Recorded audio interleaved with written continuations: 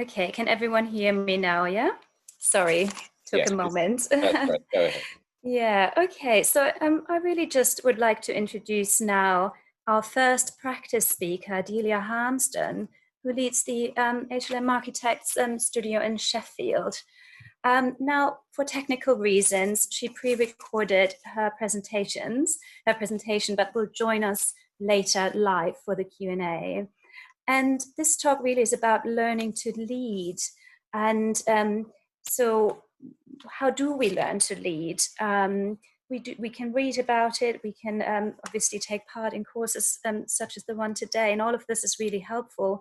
But I think a lot of it comes from the people we meet along the way and role models we encounter, whether in our personal or professional lives.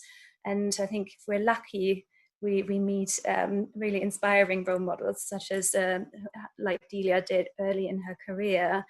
And I think this is also really a reminder for ourselves that while we act as leaders, we are also role models for others around us.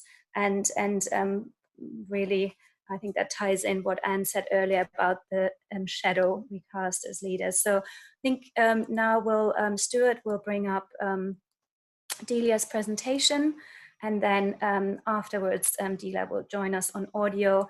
And do please keep your comments coming during the presentation, and we'll pick up on as many as we can in the limited time later on. Thank you. Hi everyone. Firstly, a big thank you to all of you for joining this session. I know there's been a huge amount of other priorities for all of us over the last few days and weeks. So it really is brilliant to see how individuals and organisations have rallied and overcome the challenges that we've faced in a very short space of time. I'm really pleased in amongst all those personal challenges and work challenges that you've been able to find time to join this session. So thank you very much. A big thank you also, of course, to the RIBA and particularly to Gesine Kippenberg for coordinating the reorganisation of this event to a live streaming session. It's certainly been very impressive, again, in a very short space of time to manage to keep these conferences on programme. And, you know, all of this is part of keeping the wheels turning in the world in these rather unprecedented times. So, we had hoped that I would be able to join you via the live stream. That was the plan until a few days ago.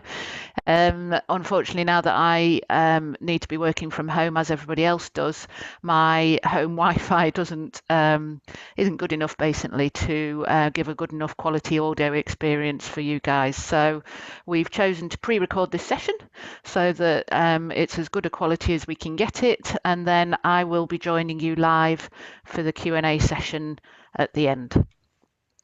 So my name's Delia Harmston. I work for HLM Architects. We are a practice of over 150 staff. We have studios across the UK, so we've got London, Glasgow, Sheffield, Belfast, Cardiff and Manchester. I'm an architect by background. I'm also the studio director for HLM's largest studio in Sheffield. We call it a hub studio, and we've got about 78 staff in total. So our practice includes several disciplines, not just architecture, but also landscape, interiors, sustainability and master planning. And in Sheffield, as the hub studio, we've got staff not just from those disciplines, but we've also got our support teams for the whole business. So we also have HR, IT, our legal team, and also our finance team based here. So it certainly really makes for a vibrant and a varied studio. We've got all sorts of different characters, which I'll come on to a bit later in the presentation. So I find myself in quite an intriguing situation today. As architects, we get used to standing up and presenting design ideas and projects.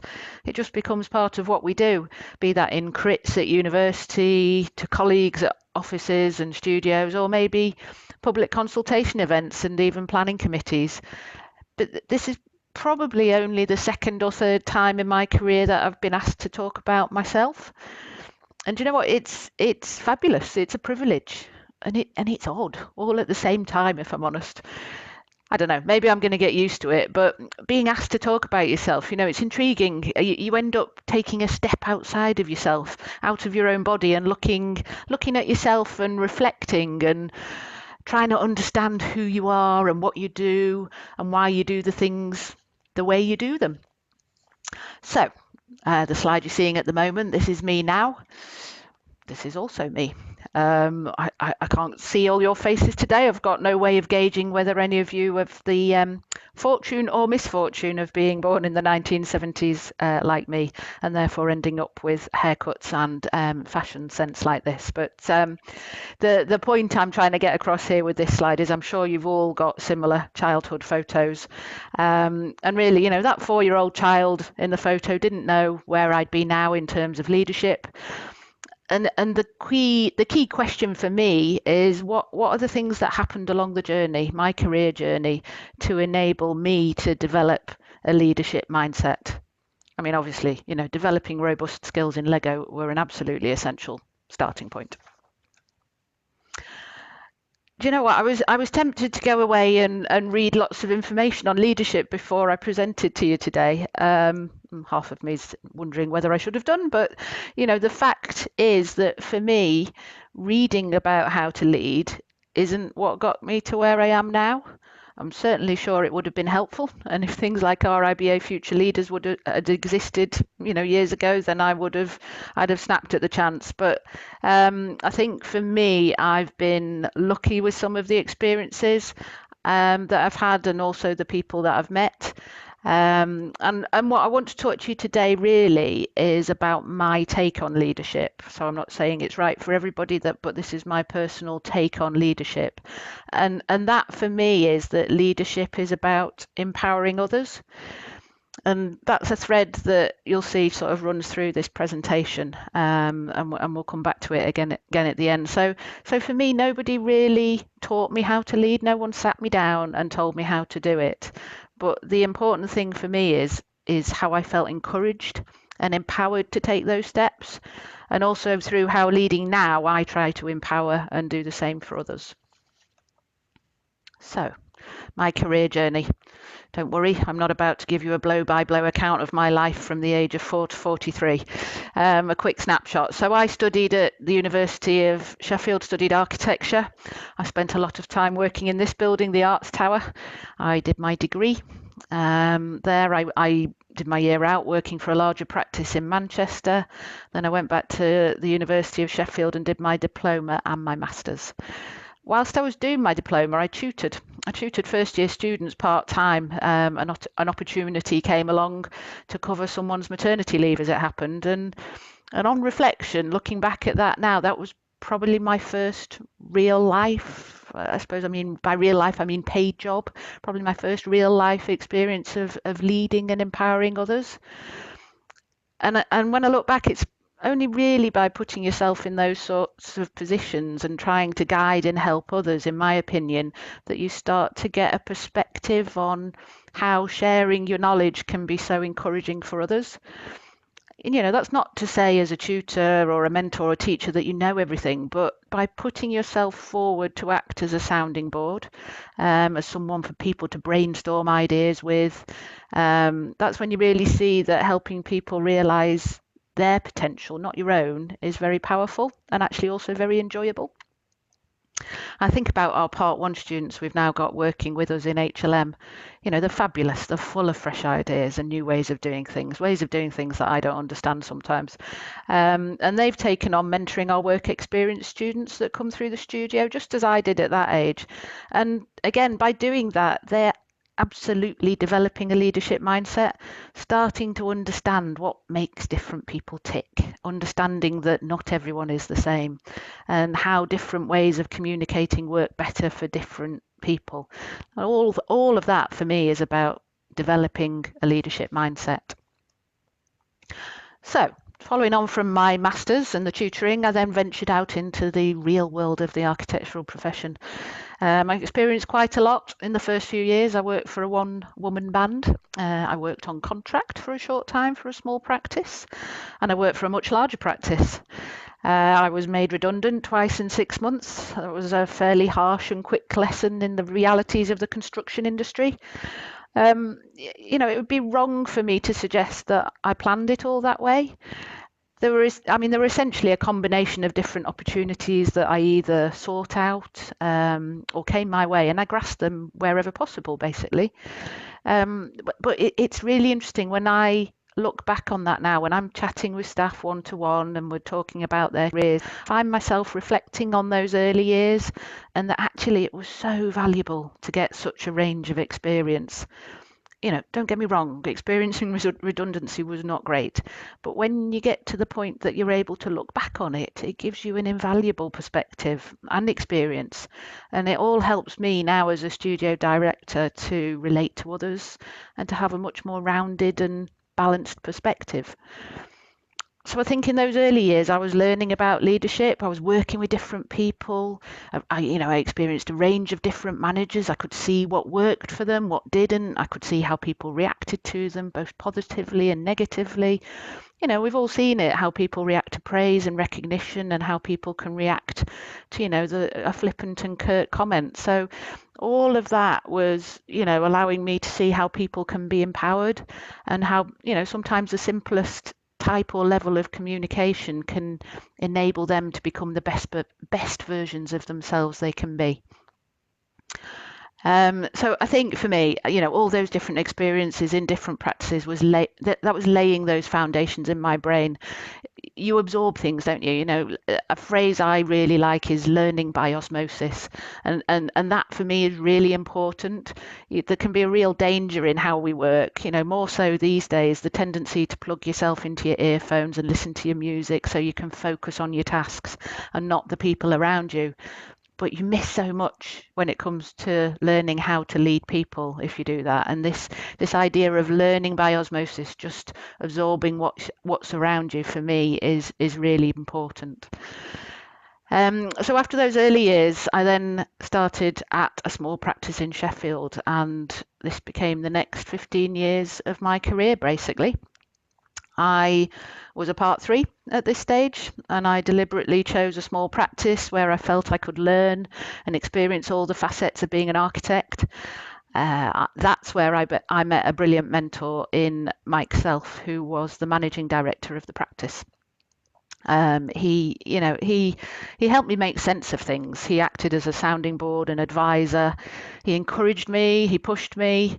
He was so generous with his knowledge. He loved to teach and share what he'd learnt over the years. I mean, he was probably in his late 50s when I first started working for him. And as far as I was concerned, he'd been around the world and back again in terms of running an architectural practice, dealing with clients, contractors, managing a business, managing people. And I think back to those early days again and of the belief he had in me when, to be honest, I probably didn't really recognise it in myself. And I do think he's now instilled those values in me. People say that if you've not been formally taught how to teach, then you will tend to adopt the teaching styles that you've directly experienced. And I do think, whilst I probably have a natural inclination towards those softer skills, having Mike as my mentor back then in my life had a really significant impact on my career and my approach to leadership now. I mean, I remember a few months into starting the job, and Mike asked me to go to a design team meeting on site on my own.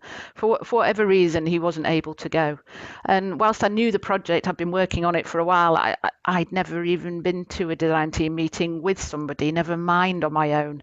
So it was totally out of my comfort zone. And obviously, for those of you that have attended things like design team meetings, you'll know that as the architect, you usually have a role in that meeting to lead on certain things. And at that stage, I was still relatively inexperienced. But Mike had faith in me. He put me out there. He pushed me forward, and he just said, "Well, if you're asked any questions you don't know the answer to, don't be afraid to say you don't know, but that you'll go back to the office and find the answer and come back to them." And sometimes I think, you do need to push yourself out of your comfort zone if you want to learn and if you want to move forward. I had similar experiences. I remember him sending me to site and giving me the same advice. If you don't know the answer, bring it back and we'll sort it. Very simple, but very wise words.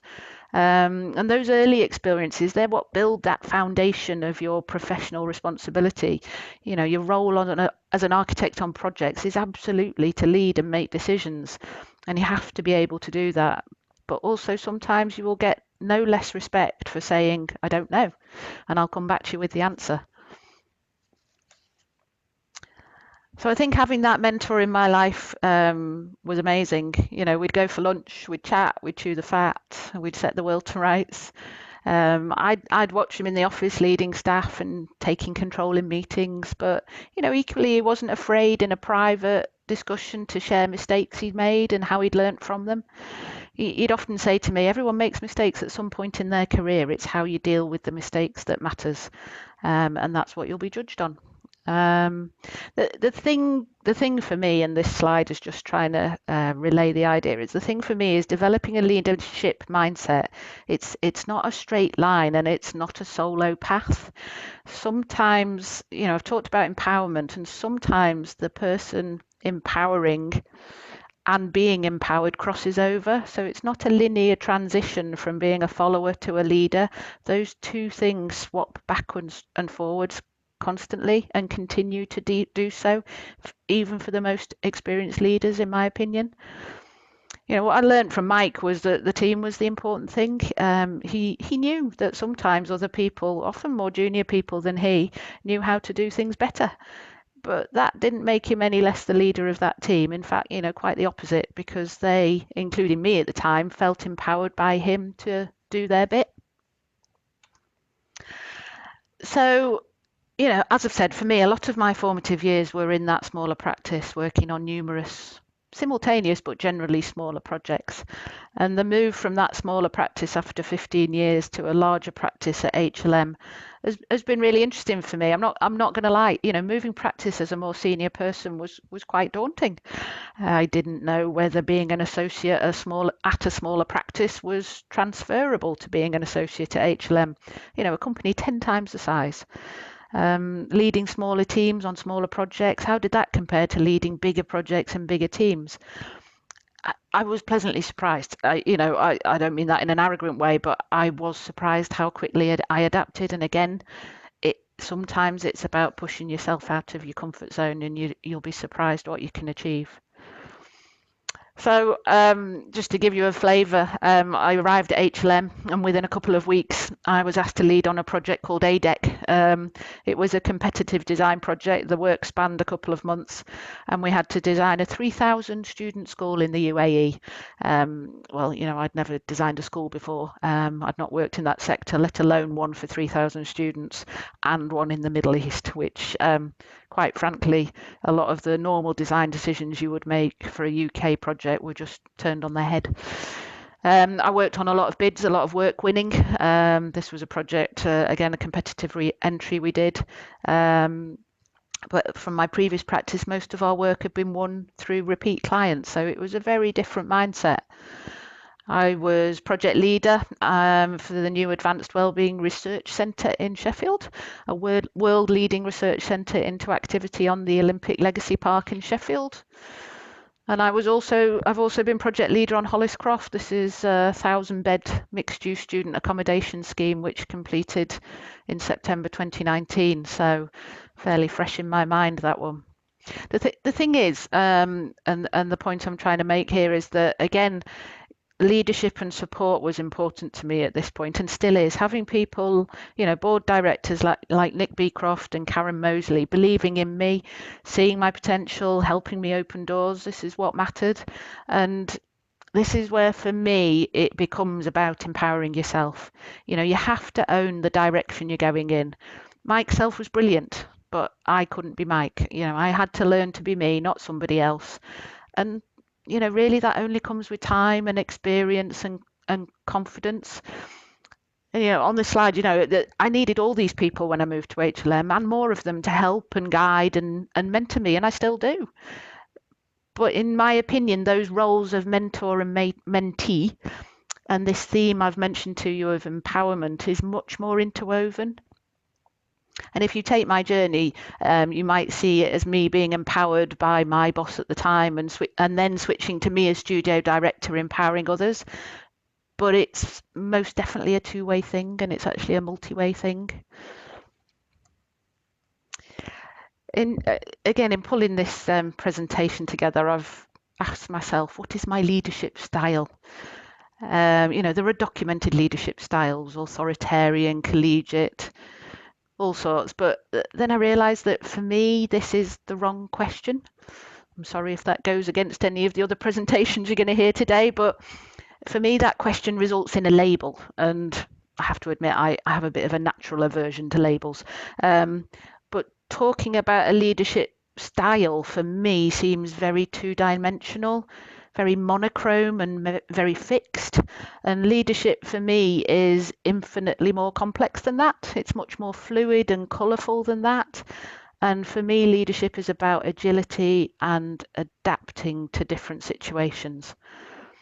I've said that my take on leadership is about empowering others, but that for me isn't a leadership style. To lead a studio of 78 people as I do, I find you need to flex your approach to different situations, often new situations that I've never been presented with before, a bit like the last few weeks.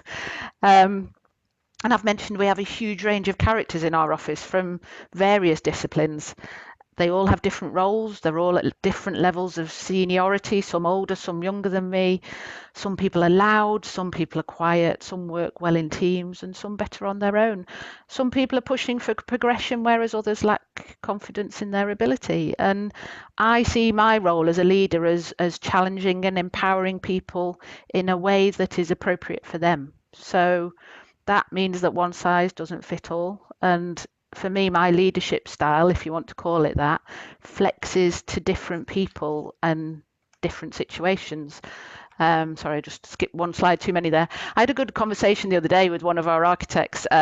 He wanted to chat about lessons learned on a project, but not just lessons learned on the design and what we could have done better, how we could have produced better drawings. What he wanted to talk about was how he dealt with the team dynamics, the different characters, their skill set and what drives people. And it's still relatively new to him managing a larger team. So, he perhaps knew in himself that sometimes he was being perceived as a little bit arrogant, and we talked about that. We talked about how maybe he doesn't always need to come across as though he knows everything, and how sometimes a little bit of humility and humbleness just helps build those relationships, and giving people in the team ownership gives them a sense of pride within the team as well.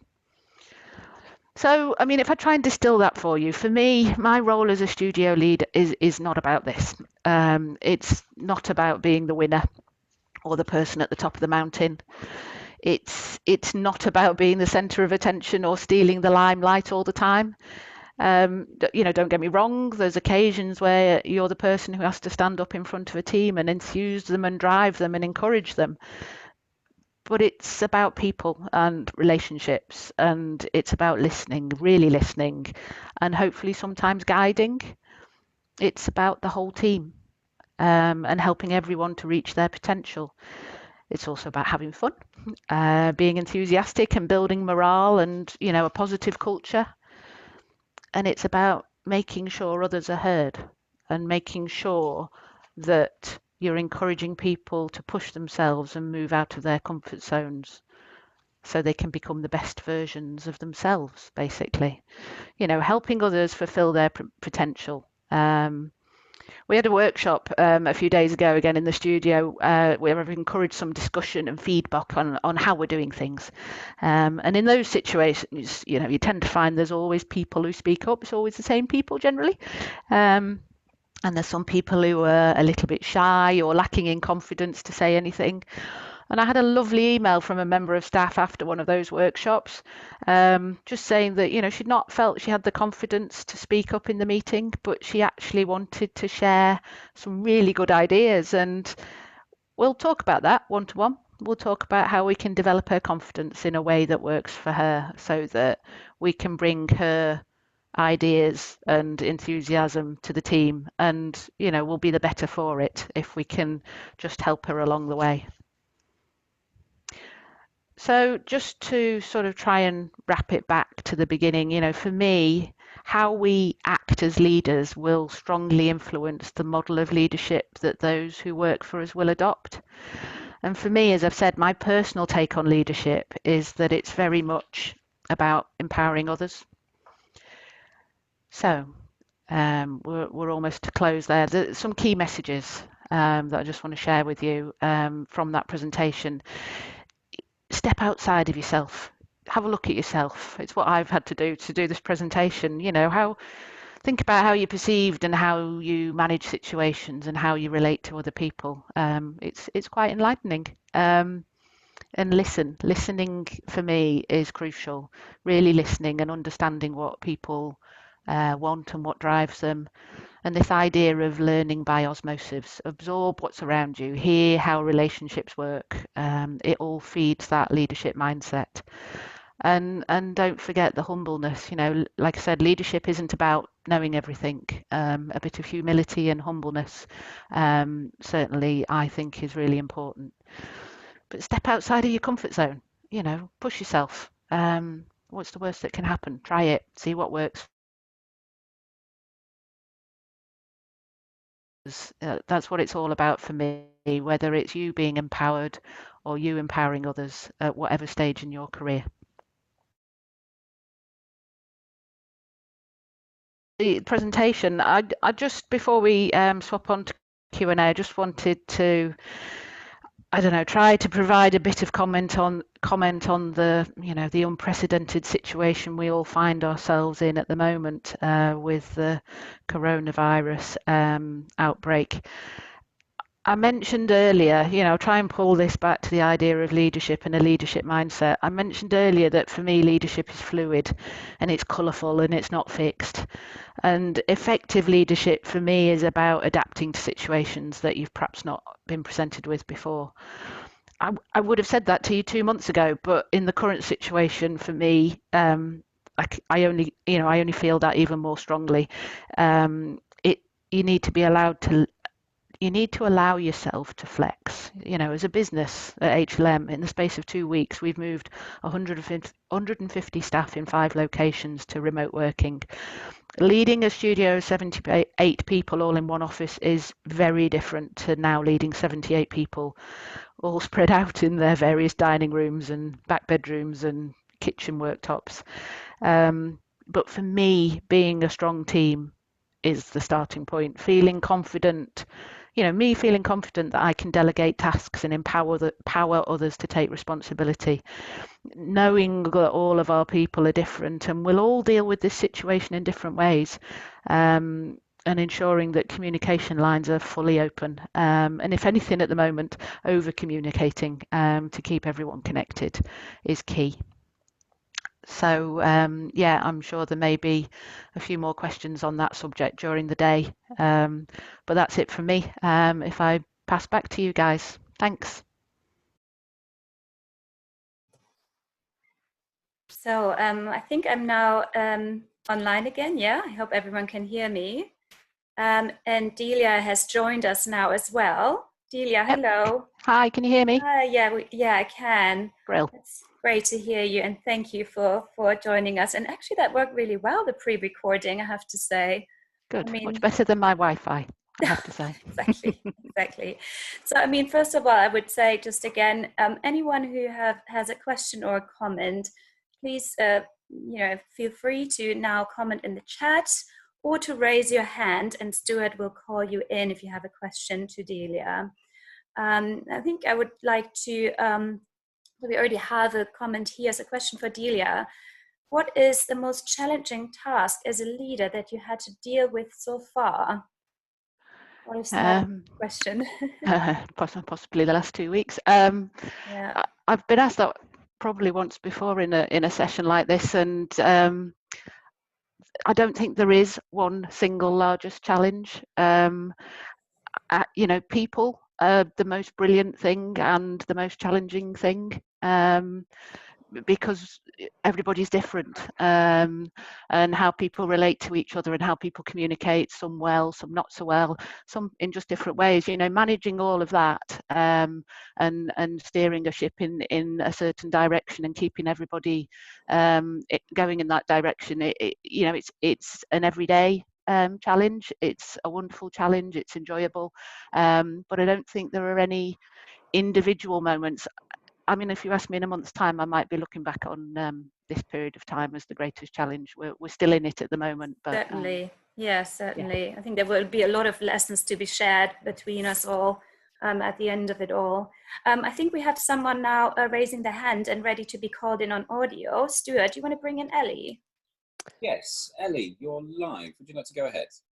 Hi. Hi, Delia. Thanks for Hi. your talk. I've got two questions. My first question is, how do you manage to lead people who are sometimes resistant or are not perhaps performing as you would want? Okay. And my second question, I'll just put it out there now, is have you faced any challenges being a woman as a leader in the industry? Okay, I'll go with the first one. Leading people who are a little bit resistant. Sometimes it's about giving them time. Sometimes it's maybe not dealing with something myself, even though I'm the leader of the studio. Some people relate to other people in the studio at management level better. It's sometimes it's team effort. That doesn't mean to say sometimes you don't have to have difficult conversations. I do find if people aren't performing and there needs to be a discussion around that, then keeping conversations fairly straightforward, and just talking about situations and what we expect of people, and talking to them about any difficulties they might be having, understanding why they might not feel engaged, is always the starting point. So yeah, I don't know if that answers it, Ellie. Yeah, no, that's really great. Thank you. Remind me of the second one, being a female in the industry. Yeah, just if you've had any noticeable challenges and how you've overcome those. There's certainly been incidences at points, probably when I was a lot more junior. I think when you're younger in the profession, it's not necessarily just about being female that can be a challenge, just being younger. Being on a construction site or being in meetings full of a lot of older people can be a bit of a challenge. I think for me, it's about how you conduct yourself. It's all about perception, and having some confidence in those situations is really important. I mean, there have been occasions. I remember going to site when I was quite young. I don't know, about 25 or something. It was actually just for a pub conversion where we walked round snagging the design at the end of the job. I didn't actually deal with any of the job on site. My board director did at the time, but I was on site, sort of said to me, so who are you? Are you the secretary? I was like, no, I'm not the secretary, and kept walking around, didn't really tell him who I was. And so are you his PA? No, not his PA. And I think the next time he asked me if I was his wife. So at which point my board director stepped in and told him I was the architect and the designer. So yeah, there are occasions that they've been few and far between for me. I wasn't brought up to think of myself as, I always felt like I was capable of doing anything. That was what was instilled in me. It wasn't even a subject of conversation for me growing up, or even through my years at university. So I suppose I take that with me and just plow ahead, feeling like I'm the same as anybody else. So I realise that's not the same for everybody. It's not, not all women feel that they're in the same situation, or perhaps surrounded by people who are as supportive, but that's been my personal experience. Great, thank you. Okay, Delia, I suppose we obviously don't have all that much time, so I would suggest maybe we'll take one more question now in the comment box, and then Anne also will address a couple of the others in her pick up on them in her next session. So I think we had now also a question from Colin, who asked, do, or can you actively identify people early in their careers with a view to progression within your studio, or can it be more dependent on a bit of luck, I suppose, right place, right time? So really, how do you identify talent in your studio? And I think that to say ties in a little bit what I thought about, you said about identifying obviously everyone's unique needs and interests, and that I suppose can be quite challenging when you have a lot of people in your studio, how to know them well. Yeah, absolutely. Yeah, there's a lot of people to get around. And, you know, I'm supported by a management team, a team of associates who are brilliant. You know, there's 7 or 8 of those. So they're in touch with all the staff as well. And we meet regularly as a management team. So, you know, the coverage is more than just myself in terms of managing the studio and knowing the staff. I think with some people, yes, you can identify it early. There are people who are pushing and driving. There's people who just, you know, they just seem to be very adaptable and have the right skill set. But for me, it's about recognizing the people who aren't coming to the fore as readily, but seeing the potential in them. And that does come by knowing them, spending time together, not just, you know, over I nearly said drawing board then, but, you know, around the design table talking about work, but, you know, spending time socially and doing fun stuff in the studio as well. It's how you get to understand the individuals, and hopefully by doing that, pulling out some of the potential that you know, people who are lacking confidence might not otherwise bring to the fore. But yeah, you absolutely can recognize some people very early, but it's trying to give everybody similar opportunities if they don't, you know, find it in themselves straight away. Sure. Yeah, that's great. Thank you, Delia. I think we've already now, unfortunately, run out of time. We're actually a little 15 minutes late because of ourselves starting a bit late. So what I would like to say now is, so thank you, everyone, and thank you, Delia.